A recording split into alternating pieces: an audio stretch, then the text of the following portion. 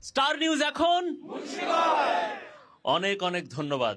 আমরা এখন এসেছি বাংলাদেশের ইতিহাস ঐতিহ্য খ্যাত একটা এলাকা, যে এলাকাটা পদ্মা, মেঘনা, ইছামতি, ধলেশ্বরী যে জেলাটিকে আগলে রেখেছে, সেই জেলায় এসেছি মুন্সিগঞ্জে আমরা।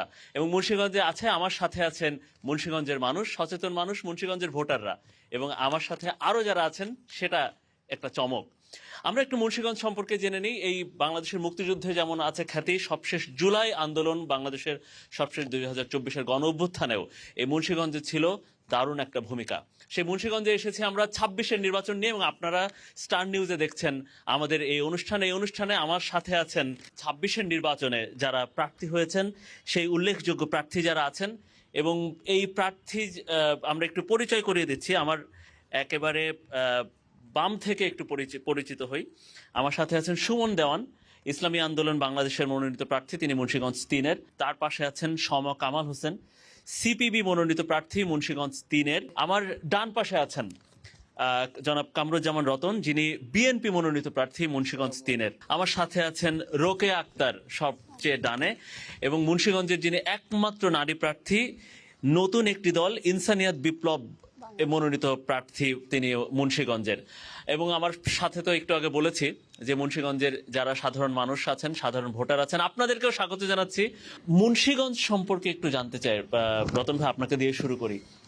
আসলে আপনারা দীর্ঘদিন এখানে আন্দোলন সংগ্রামে জড়িত ছিলেন, এবং তৎকালীন বিরোধী রাজনীতি করতে গিয়ে নিশ্চয়ই এলাকার উন্নয়ন থেকে শুরু করেও নানা ভূমিকা আসলে রাখতে পারেননি।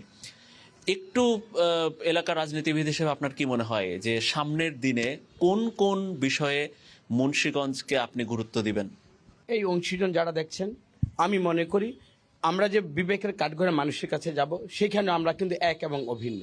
এবং পরবর্তীতে উন্নয়ন করতে গিয়ে যদি জাতীয়তাবাদী দল ক্ষমতায় আসে, সেই ক্ষমতায় বলবো না, আমি দায়িত্ব পাওয়ার পরে প্রতিটি মানুষের কাজের জন্য যেরকম আমি সাধুবাদ পেতে চাবো, আবার আমার কোনো কাজে বা আমাদের কোনো কাজে যেখানে মুন্সিগঞ্জের মানুষ ক্ষতিগ্রস্ত হবে বা ক্ষতিগ্রস্ত আশঙ্কায় থাকবে, ওইখানে চাবো আমার এই মানুষগুলো প্রতিবাদী হয়ে আমাদেরকে সতর্ক এবং সচেতন করে সঠিক পথটাকে আমাকে ধরিয়ে দেবে। তো আমি সংগ্রামে যখন আমি তাদেরকে পেয়েছি, আমরা সবাই এক এবং অভিন্ন ছিলাম। আমি চাবো যে পরবর্তীতে আমাদের চিন্তা কিন্তু এক এবং অভিন্ন।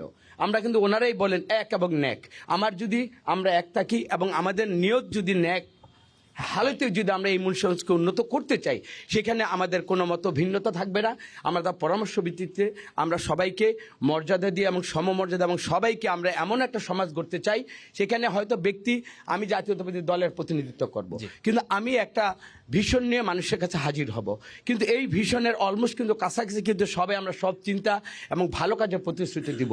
কিন্তু মুন্সিগঞ্জবাসীকে একটা জিনিস স্মরণ করতে হবে, যে ব্যক্তির উদ্যোগে যদি আমরা সব পারতাম, তাহলে তার দল বা রাষ্ট্র ক্ষমতায় কিন্তু ব্যক্তি যাবে না, সেখানে দল যাবে। মানুষকে আমি এতটুকুই বলবো যে দলটা সম্ভাবনাময়, ওই দলের মধ্যে থেকে দলের সর্বোচ্চ প্রচেষ্টা নিয়ে আমি কতটুকু মুন্সিগঞ্জকে ডেলিভারলি আমি সেবা করতে পারবো, এবং সেখানে আমি ক্যান্ডিডেট হিসাবে আমার স্বচ্ছতা, সততা এবং মানুষকে উপকার করার, পাশে থাকার যে মানসিকতাটা, এটা আমি কতটুকু ধারণ করি। আমি চাবো মুন্সিগঞ্জের মানুষ এবং আমার এই অংশীজন ভাইয়েরা, শ্রদ্ধা ভরে আজকে নুরানি ভাইও থাকতো, আমি চাইতাম যে আমাদের চিন্তাটা যেহেতু এক এবং অভিন্ন এবং আমাদের একটা সৎ উদ্দেশ্য নিয়ে আমরা কাজ করছি, তা আমি মুন্সিগঞ্জবাসীকে বলবো আপনারা আমাদের জন্য দোয়া করেন, আমরা এক থাকতে পারি, সত্য এবং ন্যায়ের পথে সংগ্রামগুলো এমনভাবে করব যেটা যেন মুন্সিগঞ্জের জন্য সত্যিকারভাবে আমাদের অনেক উপকার হয়। বিশেষ করে আমি বিশ্বাস করি অবকাঠামোগত, এবং এখানে নারায়ণগঞ্জ পর্যন্ত মেট্রো রেল এসেছে।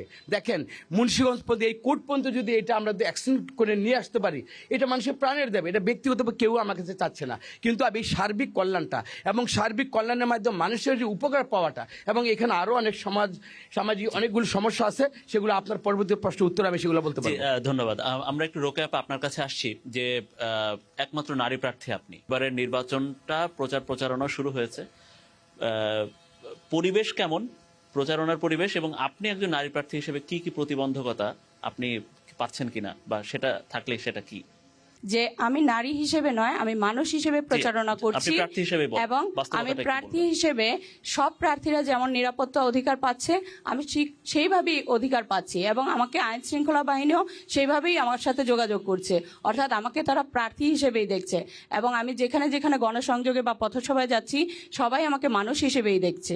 তো আমি আমার এলাকার কিংবা আমার বাংলাদেশের নারীদেরকে বলবো যে আমরা বেরিয়ে কাজ করি, তাহলে কেউ প্রতিবন্ধকতা তৈরি করবে না, ঘরে থাকলে আমাকে আরো আড়ষ্ট করে রাখবে, রুদ্ধ করে রাখবে। ধন্যবাদ ধন্যবাদ। রোকেয়া আপা। আমরা কামাল ভাই একটু আপনার কাছে আসি যে এই এলাকায় এখনো পর্যন্ত দুই একটি সমস্যা শুধু নয়, মানে অনেক সমস্যা এসে মানে আমি আসতে গিয়েই দেখেছি। বিএনপি প্রার্থী তিনি দুই একটি কথা সবচেয়ে বড় যেটি বললেন নিশ্চয়ই বলে দিয়েছেন, অবকাঠামোগত সমস্যা। আরো কি কি সমস্যা? নিশ্চয়ই সামাজিক, অবকাঠামোগত তো আছে, উন্নয়নগত সমস্যা তো আছে, সামাজিক আরো কি কি সমস্যা যেটা আপনার চোখে পড়ে, যেটা আসলে কেউ কখনো আপনার এলাকায় এটা হাতই দেয়নি? আমি আমার এই মুন্সিগঞ্জে সবচেয়ে একটা বড় সমস্যা যেটা নিয়ে আমি ইতিপূর্বে আমরা মানববন্ধন করেছি, গোটা ধলেশ্বরী নদীর পাড়ে আমরা বিশাল মানববন্ধন করেছিলাম। সেটা হচ্ছে সিমেন্ট কারখানার যে ডাস্ট, এই ডাস্ট দিয়ে আমার গোটা মুন্সিগঞ্জের প্রাণকে ধ্বংস করে দেওয়া হচ্ছে। আমরা সেখানে দাবি তুলেছিলাম যে প্রতিটা সিমেন্ট কারখানাকে বৈজ্ঞানিক উপায়ে সেখানে হাইড্রোলিক পাম্প ব্যবহার করতে হবে, এবং সেখানে হাইড্রোলিক পাম্প দিয়ে তাদের যে ক্লিংকারগুলো আছে এটাকে উত্তোলন করতে হবে। কিন্তু এখনো পর্যন্ত সেখানে ওপেন পিট সিস্টেমে ওই মানে ক্লিংকারগুলিকে তোলা হয়, যার কারণে মুন্সিগঞ্জ শহর এবং মুন্সিগঞ্জের আশেপাশের মানুষের মধ্যে আপনার ব্রনকাইটিস, শ্বাসকষ্ট ইত্যাদি রোগের কিন্তু একটা মানে বিশাল প্রভাব দেখা দিচ্ছে। সুতরাং এই বিষয়ে আমি দৃষ্টিপাত করতে চাই, এবং আমি যদি মানে নির্বাচিত হতে পারি তাহলে এগুলি আমি মানে সমূলে উৎপাটন করবো এবং এগুলি বন্ধ করে দেব। শুধু তাই না, আপনি দেখেন এই যে মানে পানি দূষণ, ওখানে ওই নদীর ওই পাড়ে আমাদের বেশ কিছু বড় বড় বৃহৎ কলকারখানা আছে, সেখানে একটা কলকারখানাতেও ঠিক মতন আপনার ওই ট্রিটমেন্ট প্লান্টের ব্যবস্থা নাই, এবং এই ট্রিটমেন্ট প্লান্টের ব্যবস্থা না থাকার কারণে আপনি নদীর মধ্যে আপনার যত বর্জ্য আছে, ওই কারখানার বর্জ্য, সেই বর্জ্যগুলোকে কি করে সরাসরি আপনার মানে নদীর মধ্যে ফেলে দেয়। সেখানে যে আপনার আমার পানি দূষণ হচ্ছে, এবং আমাদের দেশীয় মাছের যে বংশ নির্বংশ হয়ে যাচ্ছে। সুতরাং আমরা এই নদী দূষণ, বায়ু দূষণ থেকে মানে রক্ষা করার জন্য সেখানে ট্রিটমেন্ট প্লান্ট এবং সিমেন্ট কারখানাগুলিতে হাইড্রোলিক পাম্প ব্যবহারের জন্য আমরা আগেও আন্দোলন করেছি। আমরা জেলা প্রশাসকের কাছে আমি নিজে দায়িত্ব নিয়ে আমাদের পার্টির মাধ্যমে আমরা স্মারকলিপি দিয়েছি। এবং এখানে দেখেন মুন্সিগঞ্জে একটা ছোট্ট একটা মানে একটা ব্রিজের দরকার আমাদের, ওই এই মানে আপনার মোল্লাপাড়ার এখানে মাত্র সম্ভবত 200 মিটারের একটা ব্রিজ দরকার। এই ব্রিজটা অদ্যাবধি হয় নাই। আপনার এই যে ফরাজিবাড়ি ঘাট, এখান দিয়ে যদি একটা ব্রিজ করে দেওয়া হতো তাহলে ওই পাড়ের মানুষ কিন্তু উপকৃত হতে পারত। এটা এই পর্যন্ত বিএনপি সরকার এবং আওয়ামী লীগ সরকার দীর্ঘদিন তারা ক্ষমতায় ছিলেন, তারা কেউ সেটাকে কর্ণপাত করেন নাই। আপনারা দেখেন মুন্সিগঞ্জ 3 আসনের মধ্যে অন্যতম একটা বড় সমস্যা হচ্ছে ফুলদি নদীতে ব্রিজ। সবাই প্রতিশ্রুতি দিয়েছে। আমি ওই ফুলদি নদীর পাড়ে দাঁড়িয়ে ওই 2008-এ আমি নির্বাচন করেছি আপনারা জানেন, এবং আমি 2018-তে নির্বাচন করেছি। সেখানে আমি বলেছি যদি আপনারা আমাকে নির্বাচিত করেন আমার সবার আগে অগ্রাধিকার হবে ফুলদি নদীর উপর ব্রিজ। কিন্তু অদ্যাবধি মানে অনেকেই এমপি হয়েছেন, মন্ত্রী হয়েছেন, কিন্তু ফুলদি নদীর উপর কিন্তু ব্রিজ হয় নাই। এগুলি হচ্ছে একেবারে একটা আশু সমস্যা, এবং এগুলিকে মানে সমাধান করা প্রয়োজন। এর আগেও নির্বাচন দেখেছেন, অনেকগুলো নির্বাচন নিশ্চয়ই আপনি দেখেছেন, ওইগুলোর থেকে এইবারের পার্থক্য কি? এবং মানুষ, আপনি ইসলামী আন্দোলনের প্রার্থী একজন, মানুষ কেন আপনাকে বেছে নেবে, আপনাদেরকে বেছে নেবে? কি নতুনত্ব নিয়ে, কি চমক নিয়ে আপনি আসলে ভোটারদের কাছে যাচ্ছেন? আসল কথা হলো ভাই, এই জায়গার মধ্যে অনেক কথা চলে আসছেন। আমরা ইসলামী আন্দোলন, আমরা ক্ষমতায় যেতে চাই না, আমরা মানুষের খাদেম হতে চাই। আপনি দেখছেন আপনাদের সম্মুখে একটা প্রাচীন জিনিস, এই 54 বৎসরের মধ্যে বাংলাদেশের মধ্যে হসপিটাল ঠিক হয়েছে, রাস্তাঘাট ঠিক হয়েছে, কিন্তু এটার পরিষ্কার পরিচ্ছন্নতা নাই। আমি কিছুদিন আগে হসপিটালে একটা ভিজিটার জন্য গিয়েছি। আমি ইউরোপের অনেক জায়গায় সফর করেছি, যেই জায়গার মধ্যে মানুষ গেলে সুস্থ হয়ে আসে, ওই জায়গার মধ্যে গিয়ে মানুষ অসুস্থ হয়ে আসে। কারণ কি জানেন? ছিটের মধ্যে দেখলাম রক্ত, গন্ধ, দুর্গন্ধ এবং পোকা এরকম ভিন করতেছে। আমি 10 মিনিট থাকবো এই জায়গার মধ্যে আমার থাকা সম্ভব হয় নাই। দেখেন, এই 54 বছরে আমরা অনেক মানুষের পরিবর্তন দেখেছি, কিন্তু জাতির পরিবর্তন দেখি নাই। আমার ভাই বলছেন অনেক মানুষ লীল লাল এরকম অনেক স্বপ্ন দেখিয়েছেন। খাস করে আমার এই মুন্সিগঞ্জের মধ্যে আধিপত্যর যে বিস্তার, আপনি জানেন আমি উল্লাকান্দি ইউনিয়নের সন্তান। একে একে 3টি মায়ের প্রাণ ঝরে গেছে। আজকা এই মোল্লাকান্দির মধ্যে 3টি মায়ের প্রাণ, একটি মা সে গর্ভবতী, একটা বাচ্চা তার হাতের মধ্যে। আমি এরকম নেতা চাই না, আমি এরকম নেতা হতে চাই না সমাজের মধ্যে, যেই নেতার দ্বারা একটা মানুষ নিরাপত্তা না, একটা জাতি নিরাপত্তা না, একটা গোষ্ঠী নিরাপত্তা না। আমি এরকম নেতা চাই না। আমি খাদেম হতে চাই, আমি মানুষের কাছে আমার আধিপত্য বিস্তার করতে চাই না। আমি চাই মুন্সিগঞ্জের মধ্যে আজকে আমাকে একজন বলল যে 1250 টাকা থেকে নিয়ে যেই আমাদের গ্যাস 2200 টাকা হয়েছে। আমি এই কোন জায়গার মধ্যে আপনাদের সম্মুখে আমি কথা বলবো? আমার নিজের বিবেক কাজ করে না। হসপিটাল থেকে রাস্তা দেখেন, অটো রিক্সাগুলো আজ থেকে আমাদের মুন্সিগঞ্জ ঐতিহ্যবাহী শহর বিক্রমপুর পুরো পৃথিবীতে চিনে। আমি কিছুদিন আগে জার্মানি সফর করেছি। বিক্রমপুরের বলছে আপনার দেশের বাড়ি কই? মুন্সিগঞ্জ চিনে না।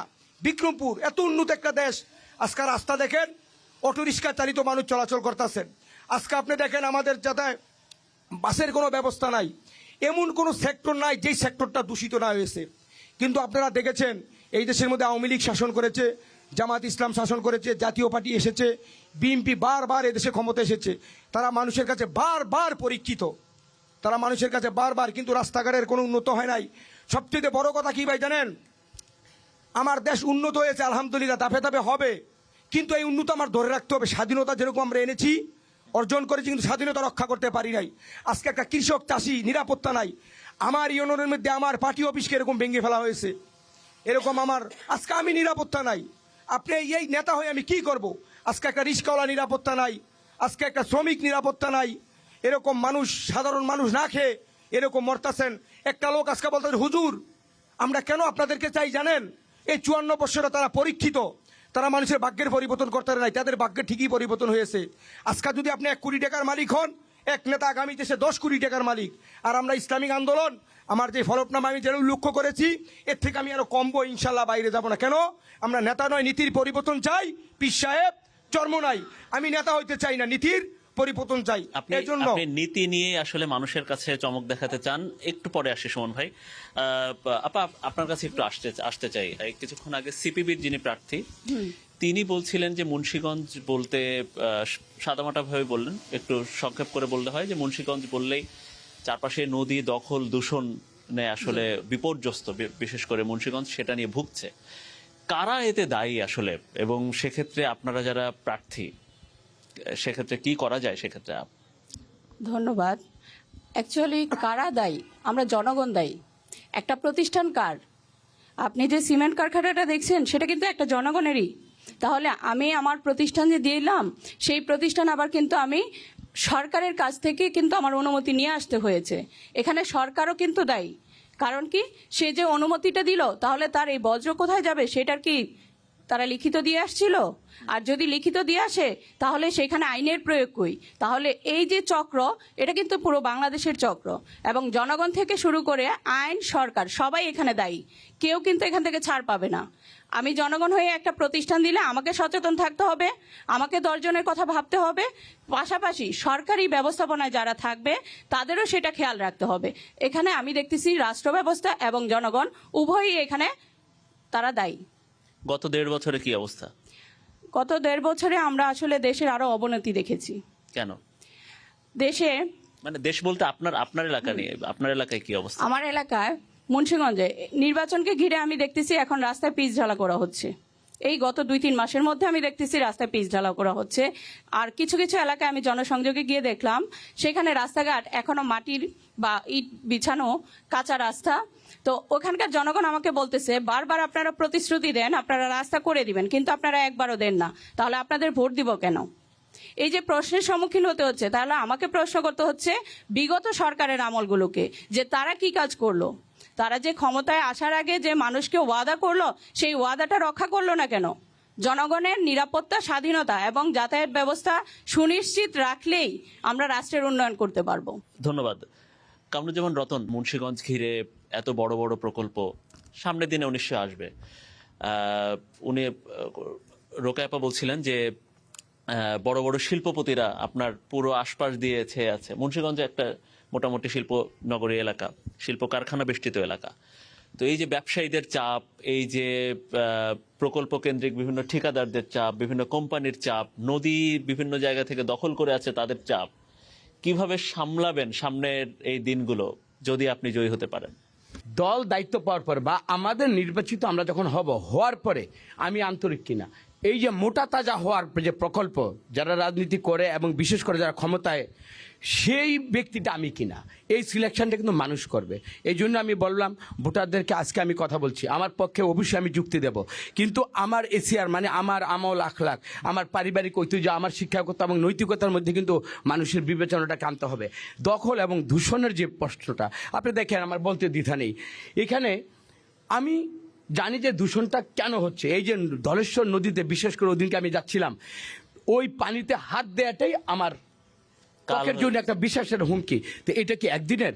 এটা তো একদিনের না। কিন্তু এইখান থেকে যদি ওই মিল ফ্যাক্টরির মালিকের সাথে যদি আমার কোনো আন্ডারহ্যান্ডে কোনো সম্পর্ক থাকে, আমার যদি বস্তাপতিতে আমাকে যদি সে যদি কমিশন দিয়ে থাকে, তো আমি ওই দূষণের বিরুদ্ধে কথা বলবো না। আমার পকেটটা মোটা তাজা হচ্ছে কিনা বা কিভাবে তাকে আমি যদি একটা অনৈতিক প্রশ্রয় দেই, তাহলে আমি ব্যক্তিগত লাভবান হব। এখন আমি এই লাভটা আমি নিব কিনা, মানুষকে, লাখো মানুষকে কষ্ট দিয়ে, লাখো মানুষের জীবনকে আমি অতিষ্ঠ করে, তাদেরকে আমি রোগে আক্রান্ত করে আমি ওই টাকাটা কামাবো কিনা। তারপর দখলের প্রশ্ন আসছে। এই যে আমরা কথাটা বলছি, আমাকে বিভিন্নভাবে হুমকি দেওয়া হচ্ছে যে এত কথা বলো কেন দখলের বিরুদ্ধে।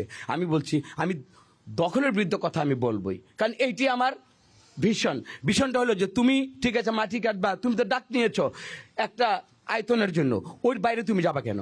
তাইলে তুমি ওই ডাকটাকে তুমি কমিয়ে নিয়ে এসো, যেখান থেকে মুনাফার জন্য পার ভাঙতে হবে না। তো আমি এই সত্য কথাটা বলতে গিয়ে জনগণ যদি আমাকে, ইন জেনারেল মানুষ যদি আমাকে মানে সাধুবাদ জানে, আমি ওই সাধুবাদটাকে পেতে চাই। আর গুটি কয়েক যারা, এতটুকুই বলবো, যারা কোটারির স্বার্থভুক্ত, তারা যদি আমাকে হুমকিও দেখায় বা তারা যদি আমার ভোটের রাজনীতিতে আমাকে যদি কমিয়েও দেয় রেশিওতে, আমি কিন্তু সত্য কথা বলতে কিন্তু আমি দ্বিধা করব না। আমি এতটুকুই বলি যে ভাই দেখেন, এই যে নারায়ণগঞ্জ থেকে মুন্সিগঞ্জে আসার যে রাস্তাটা, অলমোস্ট কিন্তু এই রাস্তাটা আসায় আমি ব্যক্তিগতভাবে বন্ধ করে দিয়েছি। এটা কি একদিনের? কিন্তু আমার সমস্যাটা থাকবে সেটা পাহাড় পরিমাণ। কিন্তু আমি প্রথমেই বলছি যে আমার সরকারকে তো আমাকে কনভিন্স করতে হবে যে মুন্সিগঞ্জ পাশের জেলা, এত ঐতিহ্যের আমরা ধারণ করি, এই ঐতিহ্যকে ধারণ করতে গেলে এর সভ্যতাকে তো আমাকে তো টিকিয়ে রাখতে হবে। এখানে দেখেন শিক্ষা, খেলাধুলা, কোন জায়গায় ব্যবসা প্রতিষ্ঠান, এই যে দেখেন আলু চাষিদের ব্যাপারে গত এই সরকারের কথা বলেন, হ্যাঁ এই সরকার ব্যর্থ সেটা আমি বলবো, বাট এই সরকার কাদের কারণে, আমাদের তো ব্যর্থতা বা তাদেরকে তো আমরা ডেকে নিয়ে আসছি। আমি শুধু তাদেরকে সমালোচনা করে তাদেরকে আমি বিদায় করতে পারবো না যে তোমরা চেষ্টা করেছো কিনা। এবং এই সরকারের মধ্যে থেকে যদি সরষে তো বুথ থেকে থাকে, তারা কিন্তু আইনের আওতায় কিন্তু ভবিষ্যতে আসবে। কিন্তু আমি সরকারের কাছে প্রথম বলবো, এই সরকার, এই যে বিদেশিদের, কখন বিদেশিরা এই সরকারকে সাপোর্ট করবে? যখন দেখবে যে এই সরকারের স্থায়িত্ব কতটুকু। কখনই অনির্বাচিত সরকারের সাথে বিদেশি বলেন বাংলাদেশে কোনো প্রকল্প কিন্তু কখনো কিন্তু বেড়ে উঠবে না। সুতরাং এই সরকারও সাধুবাদ দিতে চাই, তার একটা সুষ্ঠু, একটা ট্রান্সপারেন্ট, বিশ্বাসযোগ্য একটা নির্বাচন তারা করে দিবে। এবং এই সরকারেরও কিন্তু আমলনামা কিন্তু জমা হয়েছে। আমি মনে করব তারা কিন্তু আমাদের সফলতার ফসল। এই যে আজকে জুলাই যোদ্ধারা এবং তাদের মাধ্যমে আমাদের এই যে জুলাই সনদ এবং হানা ভোটের যে এই যে আপনার মানে রেফারেন্ডামের জন্য এটাকে আমাদের সমমর্যাদা দিতে হবে। কারণ এই জুলাই যোদ্ধারা যদি আগ বাড়িয়ে যদি তাদের এই জীবনের রক্তের বিনিময় যেটা আমরা পেয়েছি, যদি এটা না দিত, আজকে কিন্তু এই ভোটের পরিবেশে আপনারাও আমার সাক্ষাৎকারটা নিতে পারতেন না। অবশ্যই। সুতরাং আমি মনে করি আমাদের উদ্দেশ্যটা থাকতে হবে সবার জনগণ কেন্দ্রিক। সার্বিক কল্যাণে আমরা যদি জনগণ কল্যাণে আমরা করি এবং মানুষ যদি এটুকু আশ্বস্ত হয় যে না, এই ব্যক্তিটা বা এই দলটা যদি ক্ষমতায় যায়, আমরা বেটার দেন বিফোর। অতীতে কি হয়েছে, আমার তারেক রহমান বলছে স্বপ্নের কথা, না স্বপ্ন উনি দেখেন না এবং আমাকে দেখতে আমাদেরকে বলেন নাই, বাট বাস্তবায়ন এবং পরিকল্পনা, এই দুটো নিয়ে আমরা এগুচ্ছি। আমরা মনে করি পরিকল্পনা থাকবে এবং বাস্তবায়নের জন্য আমাদের যা যা করা দরকার ইনশাআল্লাহ সেটা করব। আর একটু আমি বলি, রোকেয়া আপার ক্ষেত্রে আমাদের 31 দফার যে দাবিটা, সেটা হলো 24 নম্বরে কিন্তু নারীদের সুরক্ষা এবং নারীদের অধিকার প্রতিষ্ঠার ক্ষেত্রে। আপা আমরা কিন্তু এখানে কিন্তু আমরা একইভাবে আমরা কথা বলছি। জি, বিএনপিকে সেই জন্য সাধুবাদ জানাই না, শুধু সাধুবাদ আপনি পরে জানাবেন, আমরা এক্সিকিউট করি কিনা আমি এতটুকু বলবো। এখন কিন্তু জগৎটা চেঞ্জ হয়ে গেছে, বাংলাদেশও চেঞ্জ হতে চায়। আমার তারেক রহমান বাংলাদেশের চেঞ্জের একটা স্বপ্ন দেখেন, আপনারা করবেন, কারণ আপনাদের দেশমাতা তো হচ্ছে একজন নারী, তাই না? এবং বাংলাদেশে প্রধানই ছিলেন নারী। লাস্ট লেকটা অ্যাড করি, নারী কাজ করলে নারীর প্রতি মানুষ যে ওনার প্রতি যে জুলুমটা হয়েছে, এই জুলুমের কারণে কি হয়েছে, একটা নারী নেত্রী হয়ে বাংলাদেশ আর পৃথিবীর বুকে 80 লক্ষ লোকের যেখানে জানাজা পায়, আপা আমি চাবো আপনি নারী, আপনি এগিয়ে যান, আপনাকে আমরা অ্যাপ্রিসিয়েট করি, কারণ এখানে আমরা অর্ধেকই কিন্তু নারী, নারী আমার মায়ের জাত, তাদেরকে ইজ্জত দিতে চাই। বাট আমাদের কল্যাণের ক্ষেত্রে যদি আমাদের সবই যদি চিন্তা ভালো হয় এবং সমাধান কল্পে আমরা যদি এক থাকতে পারি, আপা এই মুন্সিগঞ্জকে আমরা উন্নত করে ইনশাআল্লাহ আমরা দেখাবো। যে এতটুকু পরিষ্কার, আপনাদের প্রার্থীরা যারা, তাদের এই মুন্সিগঞ্জ নিয়ে আপনাদের চিন্তা চেতনা গবেষণা সবই ঠিক আছে, সবার কণ্ঠ আসলে একসাথে এক সুরেই যে মুন্সিগঞ্জকে নিয়ে আপনারা চিন্তা করেন এবং সেটা নিয়েই আসলে আপনারা ভাবছেন এবং নির্বাচিত হলে সেটা নিয়ে আপনারা কাজ করবেন। আমরা ছোট্ট একটা বিরতি নিয়ে আসি, আমরা কিছুক্ষণ পরে ফিরছি। স্টার নিউজে 26 নির্বাচন দেখছেন আপনারা, একটু পরে ফিরছি একটা বিরতি নিয়ে।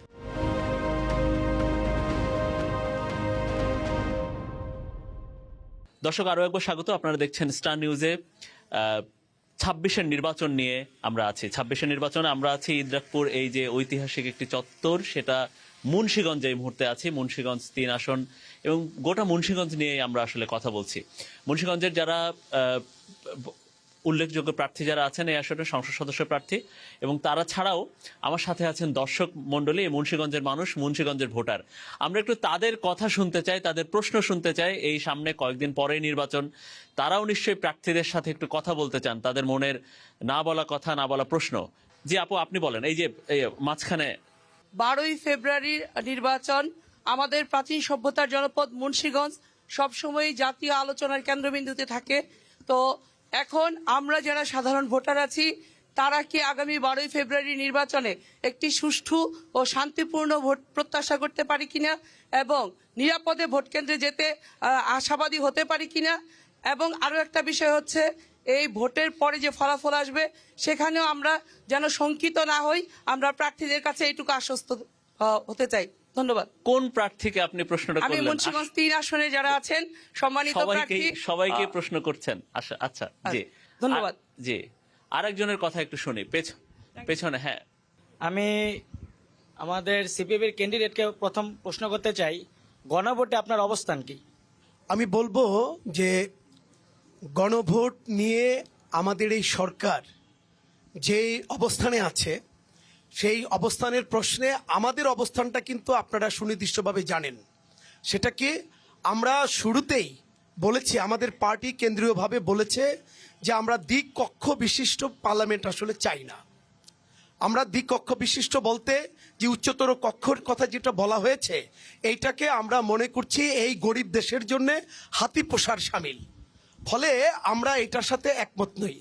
দ্বিতীয়ত হচ্ছে, আমরা বলেছি যে মুক্তিযুদ্ধের যে সনদ, অর্থাৎ 4টা যে মূলনীতি আছে, গণতন্ত্র, সমাজতন্ত্র এবং আপনার এই ধর্মনিরপেক্ষতা এবং এই বাংলাদেশি জাতীয়তাবাদ, এই 4টাকে বাদ দিয়ে আমরা কোনো কিছুই মানব না।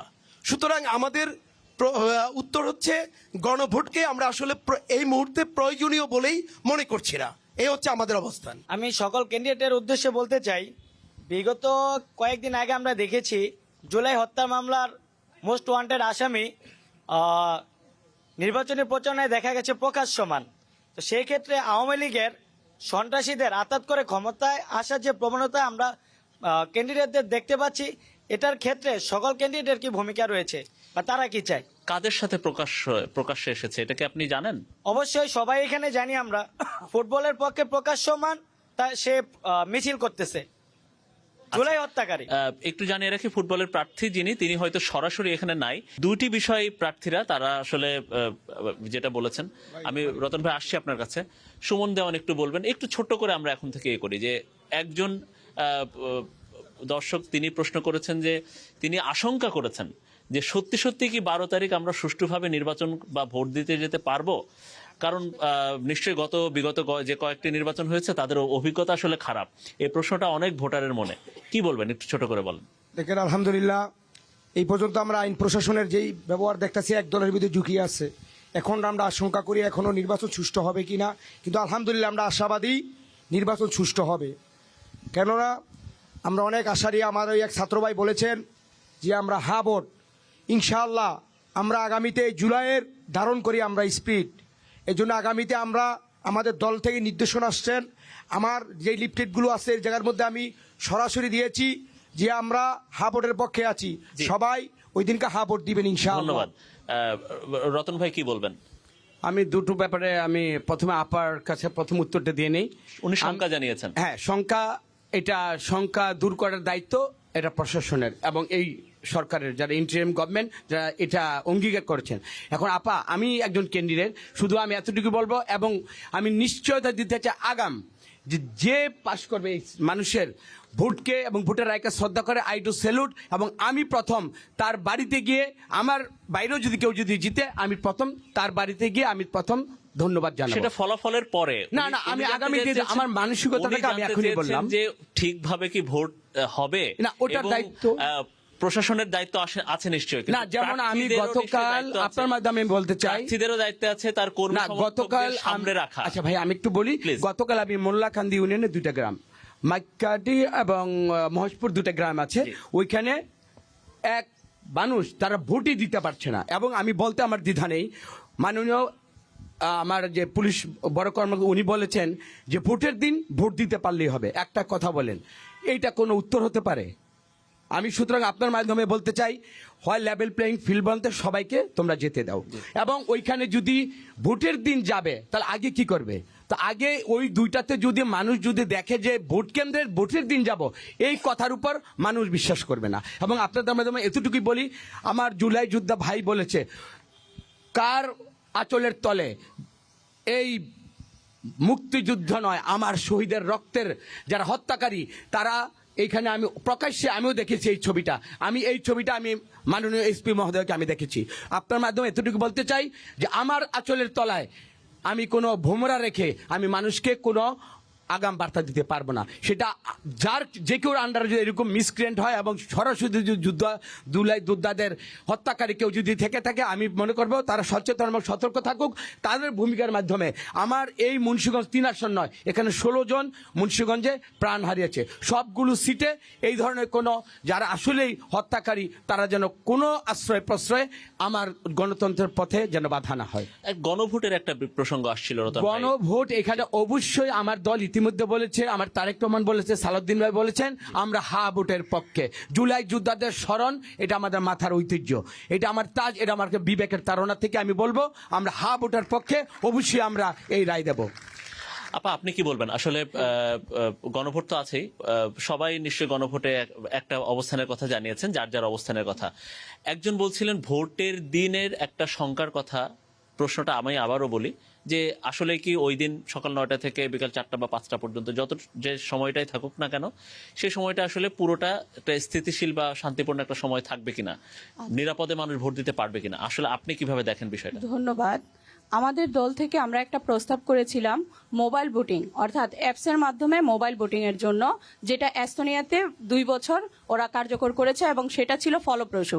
এখানে জনগণের কিংবা প্রার্থীর কিংবা অন্যান্য দলের আধিপত্যবাদের কোনো শঙ্কা থাকে না। সেখানে আমার ভোট আমি যেভাবে আপনি বিকাশে কিংবা ব্যাংকিং লেনদেন করছেন, আমার ভোট আমি ঘরে বসেই দিতে পারতাম। সেটা ছিল আমাদের জনগণের জন্য একদম শঙ্কামুক্ত।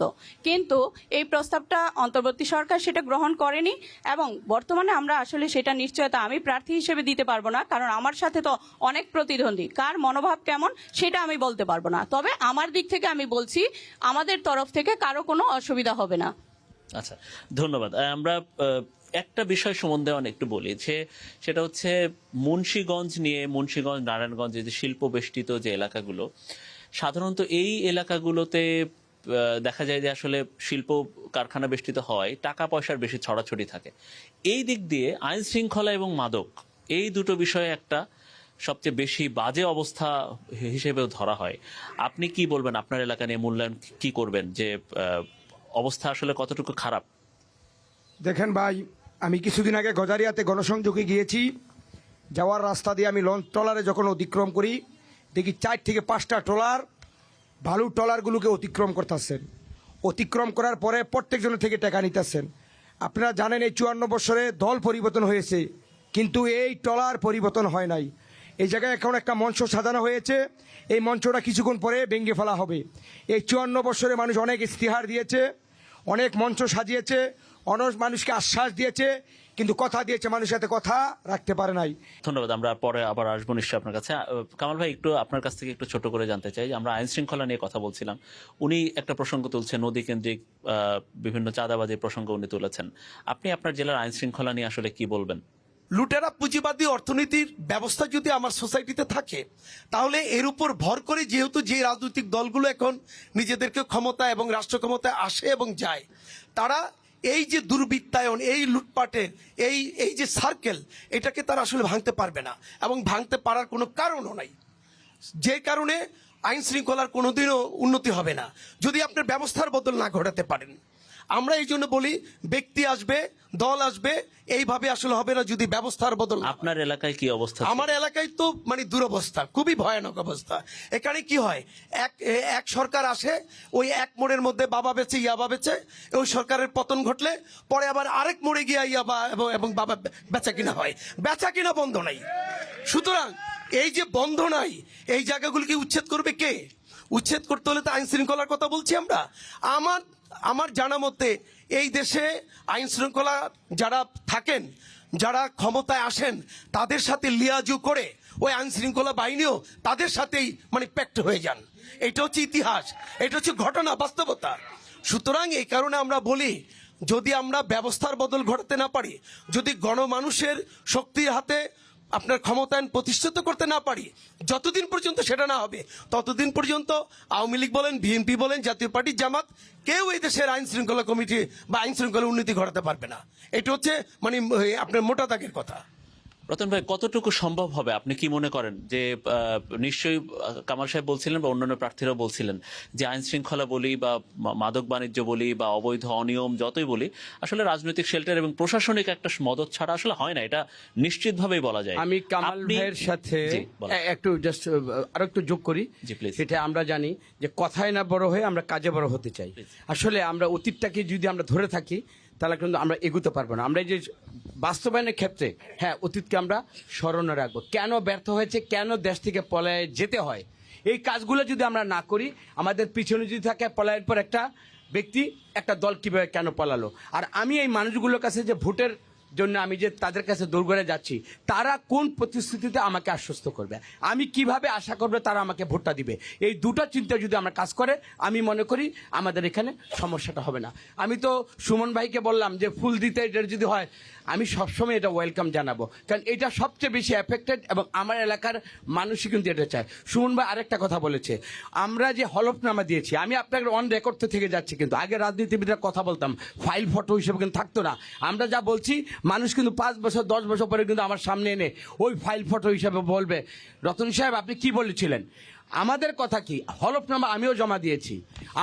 উনি হয়তো কমে বলেছেন, আমি হালাল পথে যদি ব্যবসা করি, কিন্তু সেটা মুন্সিগঞ্জে কখনই করবো না, গজারিতে করবো না, কিন্তু ঢাকা আমি ব্যবসায় যদি করি, আমার হালাল পথ যদি থাকে, আমি জাকাত সাদাকা সব যদি দিয়ে, যদি ইনকাম ট্যাক্স সব যদি দিয়ে, যদি আমার হলফনামাতে যদি 1 টাকাও বের হয়, এটা তো দোষের না। আমি ট্রান্সপারেন্ট কিনা, আমি সৎভাবে আমার জীবনযাপন করলাম কিনা, এবং রাষ্ট্রের ক্ষমতায় নয়, দায়িত্ব পাওয়ার পরে আমি মানুষের হক 1 পয়সা আমার পকেটস্থ হলো কিনা, বা আমার আত্মীয়স্বজন যেটা নেপোটিজম বলে, দুর্নীতি যেটা আখড়া, এইটাকে আমি স্পর্শ করলাম কিনা। মানুষ, আমি দয়া করে বলবো, আপনারা এইটার প্রতি আপনারা নজর দিবেন। আমি কোনো ক্রমে আমি বলতে চাচ্ছি না যে আমি আলাদা, আমি মানুষ, আমার ভুল ত্রুটি থাকতে পারে, কিন্তু সেটা কি ইচ্ছাকৃত না আমার এটা রক্তে মজ্জার মধ্যে আমার সেটা দোষ, আমার খাসলতটা আমার চেঞ্জ করতে হবে। আমি মনে করি এই মুন্সিগঞ্জবাসী আমাদেরকে তাদের সার্বক্ষণিক চোখ দিয়ে আমাকে সতর্ক করবে। আমি যদি ভুল পথে চলে যাই, আমাকে আলিফের মতো সোজা বানা রাখবে। সুমন বাড়িতে এইসব বয়ান তো আরো বেশি করে দিতে পারবে। আমি এখানে নির্বাচিত হব আর ওনার হাত পা গুটিয়ে প্রতিবাদ রাজপথে করবে না, এটা তো হবে না কখনো। শেষ কথা আমি আমার সেই এটুকুই বলি যে আমরা কাজে বড় হতে চাই, এবং আমি যে কথাগুলো বললাম এটা আমার সবসময় স্মরণে থাকতে আপনি হবে। বলছেন রাজনৈতিক শেল্টারে আর কখনো এখানে অনিয়ম, দুর্নীতি, অপরাধ জগৎ নিয়ন্ত্রণ এগুলো হবে না। এটা হবে না, এটা তো আমি বললাম তো। এবং এই পথটা খুবই কিন্তু একটা রিস্কি পথ। আমি যে কথাগুলো বলছি, তারা কিন্তু বলতেছে তুমি ভোটে দাঁড়াইয়া পাশ করার আগে এত বড় বড় কাজ করবা। কারা বলতেছে? আমার আপনারা কেন যাদের কায়েমি স্বার্থের মধ্যে এটা আঘাত লাগতেছে আপনারা জানেন না, এখানে ওনারা বলতে দ্বিধা না, আমিও কিন্তু দ্বিধাবোধ করছি না, কারণ আমি যে কথা বলতে পারি রাব্বে করিম আর আজিম থেকে আমাকে দেখছে, আমার জবান এবং কথার মধ্যে কোনো ফারাক নেই, এবং এটা করতে গিয়ে যত বড় আমাকে যদি এটা রিস্ক নিতে হয়, আমি ওই রিস্ক নেওয়ার মধ্যে সংগ্রামের মধ্যে কিন্তু আমি বেড়ে উঠেছি। জি, আমরা আপনারা আমাদের সাথেই থাকবেন। আমরা আরেকটা ছোট্ট বিরতি নিয়ে আসি। দর্শক, আপনারা স্টার নিউজের 26-এর নির্বাচন দেখছেন, আমরা আছি মুন্সিগঞ্জে, ছোট্ট একটা বিরতি নিচ্ছি।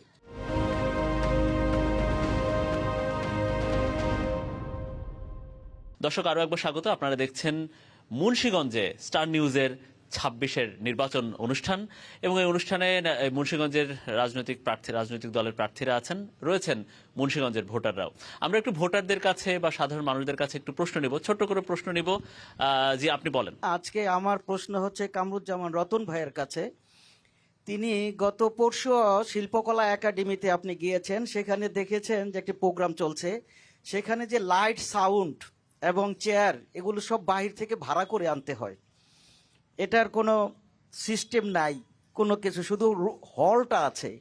আর দ্বিতীয় কথা হচ্ছে, আমাদের মুন্সিগঞ্জ সদর থানার পেছনে গণসদন হল নামে একটি জায়গা আছে, অনেক বড় এলাকা নিয়ে। এই গণসদন হলে বাংলাদেশের জগৎ বিখ্যাত টেলিসামাত, আব্দুল সাত্তার, আব্দুল কাদের, রফিকুল্লাহ সেলিম, শিরিন বকুল থেকে শুরু করে সবাই এই মঞ্চে অভিনয় করে করে জগৎ বিখ্যাত হয়েছে। সেই অডিটোরিয়ামটি আগুন লেগে পুড়ে এখন বিধ্বস্ত জঙ্গলে পরিণত হয়ে আছে দীর্ঘ প্রায় 20 বছর যাবৎ। আমাদের অনেক দাবি দাওয়া উত্থাপন হয়েছে, অনেক স্মারকলিপি দিয়েছি, সবাই আশ্বাস দিয়েছে এই হলটি পুনর্নির্মাণ করে দিবে, নতুনভাবে একটি কালচারাল কমপ্লেক্স করে দিবে, একটি অডিটোরিয়াম থাকবে, কিন্তু আদৌ পর্যন্ত কেউ এটা করেনি। এবং পাশাপাশি আমাদের শিল্পকলার জন্য 5 কোটি টাকা বরাদ্দ হয়েছে এই সরকারের আমলে, আমরা শুনেছি, কিন্তু কাজ আজ ধরবে কাল ধরবে। কিন্তু 8 তারিখের পরে নতুন সরকার ক্ষমতায় আসবে, তারা কি এই 5 কোটি টাকা কি বরাদ্দ রাখবে, না স্যাংশন করে কেটে নিয়ে যাবে, বা আমাদের এই গণসদন হলটি আদৌ কি কালচার কমপ্লেক্স নির্মাণ হবে?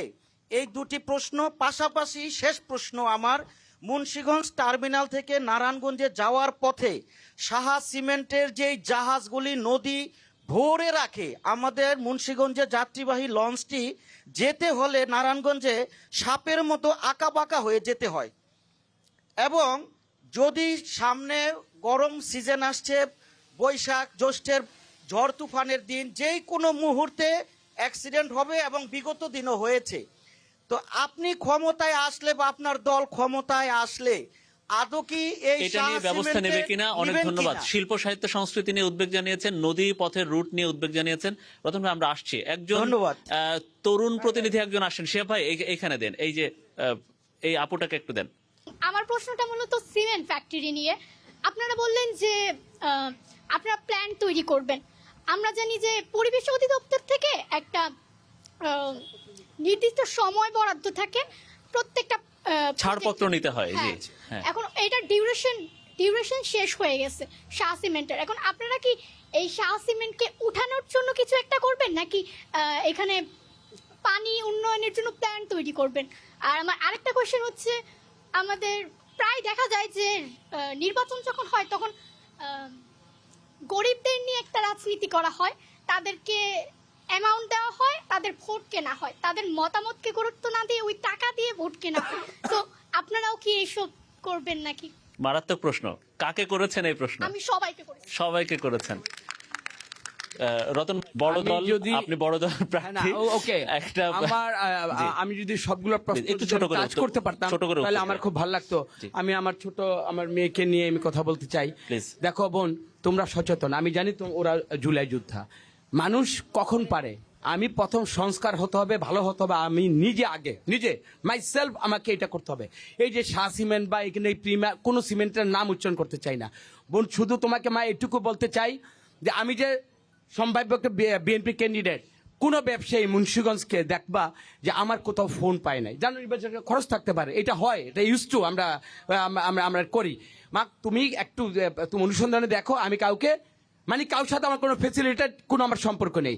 আমাকে কেউই আমার বিবেক উনি রতন ভাই উনি সমস্যার কথা জানিয়েছেন। না, আপনি সমস্যাটাই আমি বলছি। সমাধান কি করা না, যায়? সমাধান 30 সেকেন্ড বলবে একটু বলুন। আমি যখন সমাধানে কি না, করা যায়? আমি যদি এখন শাসিমেন্টের কাছ থেকে যদি আমি যদি কোনো যদি ফেভার নেই, তাহলে কি তোমার সমস্যার সমাধান হবে না। তোমাকে আশ্বস্ত করতে চাই, এই ধরনের কারোর সাথে আমার আন্ডারহ্যান্ডে কোনো সম্পর্ক নেই। তুমি যে সচেতন, তোমার সচেতনতা আমার মাধ্যমে সেটা পালন হোক। আরেকজন যে প্রশ্নটা করলো, মুন্সিগঞ্জের শিল্প সাহিত্য সংস্কৃতি আচ্ছা, নিয়ে এইটুকু আসলে বলি। কারোরই কোনো মাথা ব্যথা নেই। না, আমি আপনাকে আশ্বস্ত করে বলতে চাই, এখানে যে 5 কোটি টাকা এখানে বরাদ্দ, ভাইয়া যে বরাদ্দটা হয়েছে এটা তো থাকবে। যদি বিএনপি ক্ষমতায় আসে, আপনি সচেতন থাকুন, আপনি আমাকে সতর্ক করুন। আমি এতটুকু আশ্বস্ত করতে চাই যে 5 কোটি টাকা শুধু আপনার শিল্প খাতে না, খেলাধুলা, এই যে আমাদের যে ঐতিহ্যগুলো আছে, সরকার যতটুকু দেবে, এখানে যদি 100 টাকা সরকার দেয়, মনে রাখবেন আমার ব্যক্তিগত তহবিল থেকে 101 টাকা সেখানে আমি ব্যবহার করব। জি, পুরো ধন্যবাদ। ক্ষেত্রেই আমি আমরা আরো সরকারকে 100% আমার উন্নয়নের ক্ষেত্রে 100% নিশ্চয়তা দিতে চাই যে 100 টাকার মধ্যে 101 টাকা খরচ হবে। যে আমরা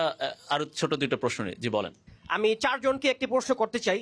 যেহেতু আমাদের মুন্সিগঞ্জটা নদী বেষ্টিত একটি এরিয়া, এখানে প্রতি বছরই আমাদের দেখা যায় যে 24-এর গণঅভ্যুত্থানের পরেও আমরা দেখছি নদী খেকোদের হাত থেকে সাধারণ মানুষ মুক্তি পেতে চায়। এখানে পুলিশ প্রশাসন সবাই ব্যর্থ হয়েছে। সেই পরিপ্রেক্ষিতে স্থানীয় জনগণ হাতে লাঠি নিয়ে, হাতে কুড়াল নিয়ে তারা হুমকি দিছে, লড়ান দিছে, দেখা যায় নদী যারা বালুমহলের সাথে জড়িত এবং বালুমহলের সাথে সম্পৃক্ত থাকার কারণে বা এই অত্যাচারে কিন্তু যুবদলের একজন নেতাও মারা গেছে। কিন্তু এখানে স্পেসিফিক বিএনপিকে একটা প্রশ্ন করতে চাই, যেহেতু তারা বাংলাদেশের সর্ববৃহৎ রাজনৈতিক দল এবং মুন্সিগঞ্জের মধ্যে একটা সম্ভাবনাময় কামরুজ্জামান রতন, তাকে প্রশ্ন করতে চাই যে আপনারা তো বিভিন্ন আন্দোলন সংগ্রামের মাধ্যমে বিভিন্ন দাবি দেওয়া সরকারের মাধ্যম থেকে এগুলো ছিনিয়ে আনছেন বা আপনারা সফল করেছেন, তো বালু খেকো যে বালুমহলের থেকে আপনারা কি কোনো ভূমিকা দেখছেন? গত পরশুদিন আমি শান্ত মা, তার ওয়াইফ এবং বাচ্চাদেরকে আমি কোলে নিয়ে আমি কথা বলে আসছি। ওইখানে 1.5 বছর পরে তার যে জনপ্রিয়তা এবং সে যে মানুষের জন্য এত উপকারী একটা ব্যক্তি ছিল, আপনাকে আশ্বস্ত করতে চাই যারা এটা করেছে আইনের মধ্যে তাদেরকে ইনশাল্লাহ আনা হবে, যদি আমি প্রতিনিধি হই এবং আমার দল যদি ক্ষমতায় আসে। আপনাকে আশ্বস্ত করতে চাই আইনের মাধ্যমে এর সঠিক তদন্তের মাধ্যমে সঠিক রহস্য বেরিয়ে আসবে এবং আইনের বিচার হবে। উনি বলছে আসলে এই যে বালু মহল নিয়ে বা এই যে নদী দখল নিয়ে, বালু নিয়ে, নদীর পানি নিয়ে এই যে ব্যবসা, এই যে দুর্নীতিগুলো হয়, সেটা নিয়ে উনি প্রশ্ন না, এইখানে তো আমি এইটা আজকে আপনার মাধ্যমে পদ হয়, কিন্তু সামনের দিনে আপনার ভূমিকা কি থাকবে? ইতিমধ্যে আমি ঘোষণাই করেছি যে এইটা যারা করে, বাবা তোমরা ওর ব্যবসার মধ্যে থাকো, মানুষের ক্ষতিগ্রস্ত হবে, পার ভেঙে যাবে, মানে এখানে সাধারণ মানুষ এখানে সর্বশান্ত হবে, এইটা করতে দেওয়া হবে না। শুধু আমি এটা না, সমাজকে সচেতন হইতে হবে, এই অংশীজন সবাইকে সচেতন হতে হবে এবং প্রশাসনকে বলবো যে বাবা মানুষের হকের উপর কারো হাত দেওয়া যাবে না। আমরা সবশেষ প্রশ্নটা নিয়ে নিই প্লিজ। আপনি দাঁড়িয়ে আছেন একজন। এই মুন্সিগঞ্জের চিকিৎসার মান উন্নতির লক্ষ্যে আপনাদের কোনো প্ল্যান আছে কিনা? আর দ্বিতীয়ত হচ্ছে শিক্ষা ক্ষেত্রটা। আমাদের মুন্সিগঞ্জে কোনো বিশ্ববিদ্যালয় নেই। বিগত দিনে আমাদের মুন্সিগঞ্জের অনেক বড় বড় রাষ্ট্রীয় পদে আমাদের প্রেসিডেন্ট থাকা সত্ত্বেও আমাদের মুন্সিগঞ্জের এই 2টা ক্ষেত্রে তেমন কোনো উন্নয়ন আমি পাচ্ছি না। যদিও শুনতেছি মেডিকেল কলেজ হবে, মেডিকেল কলেজ হতে হতে অনেক সময় লাগতে পারে, কিন্তু এখনো পর্যন্ত একটা রোগী আমরা মুন্সিগঞ্জ সদর হাসপাতালে নিলে হার্টের বা স্ট্রোক জনিত কোনো চিকিৎসা মুন্সিগঞ্জবাসী পাচ্ছে না। এটা নিয়ে আপনাদের কি চিন্তা ভাবনা আছে? আর দ্বিতীয় একটা প্রশ্ন হচ্ছে রতন ভাইয়ের কাছে, যেহেতু আমি ঢাকা বিশ্ববিদ্যালয়ের একজন ছাত্র, গতকালকে সামাজিক যোগাযোগ মাধ্যমে দেখেছি আপনাকে একটা পক্ষ বলতেছে যে আপনি ঢাকা বিশ্ববিদ্যালয় থেকে বহিষ্কৃত হয়েছেন। কেন বহিষ্কৃত হয়েছেন তারা জানে না। সেটা কি আপনার ব্যক্তিগত কোনো অপরাধের কারণে নাকি রাষ্ট্রীয় কোনো কারণে? আপনি একটু ব্যাখ্যা করলে। রতন ভাইয়ের কাছে আসছি। এখন যারা সংগ্রামের ইতিহাস জানে না তাদেরকে এখন এই স্বল্প পরিসরে তাদেরকে আর বুঝাতে চাই না। ঢাকা বিশ্ববিদ্যালয় যারা এই প্রশ্নটা করেছে, আপনাকে আমি বলছি, মানে সম্মানিত কমিশনার সাহেব, আপনাকে প্রথম ঢাকা বিশ্ববিদ্যালয়ের ঐতিহ্যকে জানতে হবে, ভর্তি হওয়ার যোগ্যতা অর্জন করতে হবে। তারপরে বলি, এই এরশাদের আমলে স্বৈর শাসকের বিরুদ্ধে শুধু আমি নয় 11 জন বিশ্ববিদ্যালয়তে বহিষ্কার হয়েছে। সেইটা ঐতিহাসিক কারণে, সরকারের বিরুদ্ধে ভূমিকা রাখার কারণে। সেই কারণে কেউ যদি ইগনোর করে বা এটাকে যদি সাধারণ বহিষ্কার, এইটা একটা সংগ্রামের ঐতিহ্যের সফলতার সাথে এই 11 জন বিশ্ববিদ্যালয় যারা বহিষ্কার করেছে আমাদেরকে মাথার তাজ বানিয়ে বিশ্ববিদ্যালয়কে আমাদেরকে সমাদৃত করে। সুতরাং কে কি বললো ওইটা বড় কথা। আমরা আসলে প্রার্থীদের ব্যক্তিগত রেশারেশি নিয়ে এখানে কথা বলবো না। আমরা সামগ্রিক কিছু প্রশ্ন পেয়েছি। কামাল ভাই একটু আপনি ছোট্ট করে একটু বলেন যে ওনারা নদী কেন্দ্রিক, নদী শাসন কেন্দ্রিক এবং হচ্ছে কিছু বিভিন্ন বালুমহল কেন্দ্রিক, বিভিন্ন ব্যবসা বাণিজ্য কেন্দ্রিক রাজনৈতিক, অরাজনৈতিক, প্রশাসনিক নানা অনিয়ম দুর্নীতির কথা বলেছেন। কি বলবেন এটা নিয়ে? আমি মানে প্রথমে আমাদের যে যে ছোট্ট মনি যে মানে প্রশ্নটা করলো যে আমরা কি সিমেন্ট কারখানা সম্পর্কে একটা সিমেন্ট কারখানার নাম ধরে বলেছে সে যে আমরা কি আসলে সেটা উচ্ছেদ চাই কিনা আবার না, এরকম কোনো আশঙ্কা করার কিন্তু কোনো কারণ নাই। আমি প্রথমে বলতে চাই আমরা শিল্প বান্ধব, বাংলাদেশের কমিউনিস্ট পার্টি সবসময় শিল্পায়নের বিশ্বাসী এবং আস্থাশীল। আমরা শিল্প চাই, কিন্তু শিল্প চাই মানব কল্যাণের স্বার্থে, অর্থাৎ মানে বান্ধব শিল্প চাই। কিন্তু যেই শিল্প মানুষের জন্য অকল্যাণ বয়ে আনবে, যে শিল্প মানুষের জন্য দুর্দশা বয়ে আনবে, সেই ধরনের শিল্প তো আমরা চাইব না। তবে সিমেন্ট কারখানায়ও কিন্তু কাজ করার মতো অনেক বিষয় আছে। আমি আমার আলোচনার শুরুতে একবার বলেছিলাম যে আমরা বলেছি যে সিমেন্ট কারখানায় যে ওরা আপনার ওই যে ক্লিংকারগুলো যে জাহাজ থেকে যখন মানে লোডিং করে, ওই যে জাহাজ থেকে আনলোডিং করে ওনাদের গোডাউনে যখন লোডিং করে, সেই কাজটা করে আপনার ওই আপনার যে ক্রেনের মাধ্যমে এবং ওপেন করে, যার কারণে ডাস্টটা ছড়ায় যায় এবং এই ডাস্ট ছড়ায় যাওয়ার কারণে এখানে এই মানে পলিউশনটা হচ্ছে। আমরা বলেছি সেটা কোনো ক্রমেই এইভাবে করা যাবে না। আমরা নিয়ম নীতিতে থেকে ব্যবসা বাণিজ্যের কথা বলছেন আপনি কামাল ভাই। আমরা হাইড্রোলিক পাম্পের মাধ্যমে সেটাকে আমরা একটু পরে হয়তো আপনার কাছে আসবো। আমরা আপনার উত্তর মোটামুটি বুঝতে পেরেছি। আপা, আপনার কাছে আসতে চাই, কি বলবেন? বেশ কিছু অনিয়মের চিত্র তুলে ধরেছেন, আপনি কি বলবেন এটা নিয়ে? ছোট করে বল। আমি বলছি, প্রথমে যে সিমেন্ট কারখানার কথা বলছো সেটাকে উচ্ছেদ করার চিন্তা ভাবনা আছে কিনা তুমি একটু চিন্তা করো যে ওই সিমেন্ট কারখানাটা একক কোনো ব্যক্তির স্বার্থের জন্য নাকি জনগণের জন্য। আমি যদি কারখানাটা বন্ধ করে দেই, ওই ব্যক্তি যে মালিক তার কিন্তু কোনো ক্ষতি হবে না, সে অন্য জায়গায় অন্য একটা ব্যবসা দিয়ে দিবে, কিন্তু সেখানে যে শ্রমিকগুলো আছে তাদের পরিবার কোথায় যাবে? রুটি রুজি বন্ধ হবে কার? সেই মানুষজনের। তাহলে আমাদের সিমেন্ট কারখানা উচ্ছেদ করতে হবে না, আমাদের তাদেরকে নীতি নির্ধারক যারা আছে তাদের মাধ্যমে এবং আইন শৃঙ্খলা বাহিনীর মাধ্যমে তাদেরকে সমাধান করতে হবে। দর্শকদের প্রশ্ন ছিল, আপনার এলাকার শিল্প, সাহিত্য, সংস্কৃতি, বিশেষ করে শিক্ষা, স্বাস্থ্য, এটা নিয়ে অনেক উদ্বেগের কথা এসেছে এখানে। একটা রাষ্ট্রকে মানুষ চিনে, বিশ্ব চিনে তার সংস্কৃতি দিয়ে, আপনাকে আমাকে ব্যক্তি দিয়ে চিনে না। ধন্যবাদ। সামনে সরকার সেটা নিয়ে নজর দিবেন। আপনার এলাকায় শিল্প, সাহিত্য, সংস্কৃতি, বিশেষ করে শিক্ষা, স্বাস্থ্য একেবারে অনুন্নত, কি বলবেন এটা নিয়ে? সামনের দিনে কি করা যায়, ছোট করে একটু বল। দেখেন, আমরা যদি আল্লাহ তাআলা আমাদেরকে ক্ষমতায় আমাদেরকে খাদেম হিসাবে কবুল করে, আমরা শিক্ষা, যেই জাতি ওই জাতি উন্নত করতে পারে না, যে জাতি শিক্ষা তার মেরুদণ্ড নাই। এই জন্য আমরা শিক্ষার ওপর আমরা এরকম একটা শিক্ষা চাই, যেই শিক্ষা আমার মেয়ে, আমার বোন, আমার মা এরকম দূষিত হবে না। আমরা স্কুল বলে, প্রত্যেকটা স্কুলের আপনারা দেখেন, স্কুল ঠিক আছে কিন্তু লেখাপড়া ঠিক নাই। লেখাপড়া ঠিক নাই, কারণটা কি জানেন? এই কারণটা নেতাদের না, জনগণ কাকে চুজ করবে আগামীতে? শিক্ষা ব্যবস্থা থেকে নিয়ে প্রত্যেকটা হসপিটাল এবং মাদক বলেন। আমার এক বোন প্রশ্ন করেছেন এই যে সিমেন্ট ফ্যাক্টরি সম্বন্ধে। দেখেন, পৃথিবীর উন্নত দেশগুলোর মধ্যে আমি কিছুদিন আগে আয়ারল্যান্ডে সফর করেছি। ওই দেশের মধ্যে কি ফ্যাক্টরি নাই? আছে। ওই দেশের মধ্যে কি শিল্পী নাই? আছে। একটা পরিবেশে নিয়ে যান, এই সিমেন্ট ফ্যাক্টরি আমার যখন আমি এই জায়গা দিয়ে সফর করি না, মানুষগুলোর এরকম ধুলাবালু এরকম হয়েছে, আপনি এই জায়গা থেকে নিয়ে আরেক জায়গায় নিয়ে দেন। আমরা তো বলি না যে আপনার ফ্যাক্টরি ধুলিসাৎ করে দেন। শিল্পী একটা জাতির জন্য মেরুদণ্ড। পৃথিবীর উন্নত দেশগুলো উন্নত কিভাবে হয়েছে? এই শিল্পী কলকারখানার মধ্যে আপনি রাখেন, কিন্তু আপনি এই জায়গায় কেন? একটা জনগণ এই জায়গায় চলাচল করে, আপনি মনোরম পরিবেশ আছে, যেরকম আমাদের শরীয়তপুর থেকে নিয়ে মুন্সিগঞ্জের যেই মধ্যস্থল থেকে নৌপথ, খুব সুন্দর ভালো যাতায়াত, এই সমস্ত জায়গার মধ্যে আপনি এই শিল্প কারখানাগুলোকে আপনি হ্যান্ড ওভার করেন। আপনার তো বলি না আপনি শিল্পী নষ্ট করে দেন। আপনি ব্যবস্থাপনাগত জায়গা থেকে বলেছেন। কামাল ভাই, ছোট্ট করে একদম শেষ প্রশ্নে আসি। বিশেষ করে শিক্ষা, স্বাস্থ্য নিয়ে উদ্বেগ জানিয়েছেন, কি করা যায় সামনে? আমরা বলতে চাই যে মুন্সিগঞ্জ যে সদর হাসপাতালটা আছে, এটাকে কেন্দ্র করে যেহেতু একটা মেডিকেল কলেজ ঘোষণা করা হয়েছে, আমরা মনে করি এটাকে ন্যূনতম 1000 শয্যা বিশিষ্ট একটা হাসপাতাল করা। যদি ন্যূনতম 1000 শয্যা বিশিষ্ট করা হয় এবং এটাকে যদি একটা মডেল হাসপাতাল করা হয়, তাহলে স্বাস্থ্যের প্রশ্নে হয়তো মুন্সিগঞ্জবাসী কিছুটা উপকৃত হবে। আর দ্বিতীয়ত হচ্ছে আপনার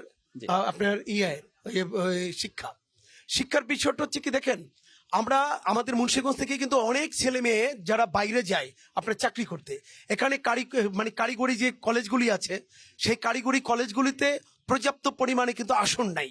এবং মুন্সিগঞ্জ জেলায় যে কটা কারিগরি কলেজ আছে, এর মধ্যে আপনার মানে আমরা মনে করি আরো 2 থেকে 3টা কারিগরি স্কুল এবং কলেজ স্থাপন করা সম্ভব জি, ধন্যবাদ করলে কামাল ভাই। হয়তো এখানকার আমরা নিশ্চয়ই জনশক্তি হয়। আপনার সেই ইশতেহার বা আমরা আপনার পরিকল্পনা জেনেছি। রতন ভাই, আপনাকে দিয়ে শেষ করব যে শিক্ষা এবং স্বাস্থ্য খাত নিয়ে এটা কি ঢাকার কাছাকাছি থাকার কারণে হয়তো কেউ কি আপনাদের এই এলাকায় কেউ নজর না, দেয়নি নাকি কি ইতিমধ্যে মনে হয়? এই অন্তর্বর্তীকালীন সরকার এই যে এখানে আমাদের মেডিকেল কলেজ এবং হাসপাতালের জন্য অনুমোদন, এবং এটা শুধু ভিত্তিপ্রস্তর স্থাপন নয়, টেন্ডারে গিয়ে এটা কিন্তু মানে আমরা কিন্তু ভিজিবিলি আমরা কিন্তু দেখতে পাচ্ছি কিন্তু। সুতরাং আমি মনে করি যে এই শিক্ষা এখানে যখন হসপিটালটা হয়ে যাবে এই ডিসি অফিসের পিছনে, আমরা মনে করি এটা আমাদের ম্যাক্সিমাম আমাদের সমস্যাটা সমাধান করা হবে। শিক্ষা হরগঙ্গা কলেজে যেটা হয়েছে, আমাদের উদ্দেশ্য শেষ কথা একটাই, আমাদের মুন্সিগঞ্জ কবে সেই বড় হবে, মানে সেই নেতা আসবে, কথায় না বড় হয় কাজে বড় হবে, আমরা প্রমাণ করতে চাই এবং আমাদের উপর বিশ্বাস রাখি। আপনাদের প্রত্যেককে আবারও ধন্যবাদ জানাচ্ছি, অভিনন্দন জানাচ্ছি এবং অগ্রিম শুভেচ্ছা জানাচ্ছি নির্বাচন নিয়ে। মুন্সিগঞ্জের ভোটার যারা, তাদেরকেও শুভেচ্ছা জানাচ্ছি, ধন্যবাদ জানাচ্ছি আমাদের এই অনুষ্ঠানে যোগ দেওয়ার জন্য। দর্শক, 26-এর নির্বাচন মুন্সিগঞ্জ থেকে আজ এখানেই শেষ করছি আমরা। আপনাদেরকে এতক্ষণ সাথে থাকার জন্য অনেক অনেক ধন্যবাদ।